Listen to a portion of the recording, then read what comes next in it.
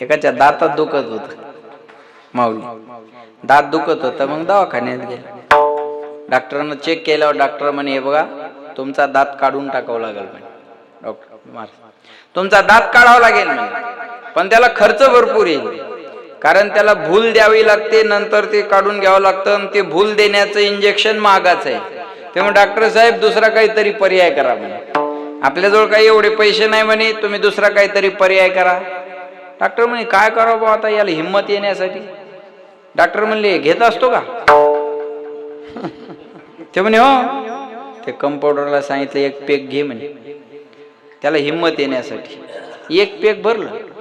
Doctor म्हणे आता आली का हिंमत? थोडी आली म्हणे. थोडी आली, थोडी आली. कंपाऊंडरला सांगितलं पुन्हा एक पेक भर.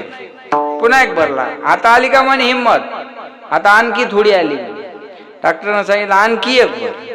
आणखी एक भरला. म्हणे आता आली का हिंमत? आता कोणाच्या बापात हिंमत आहे म्हणे आपल्या दाताला हात लावायची?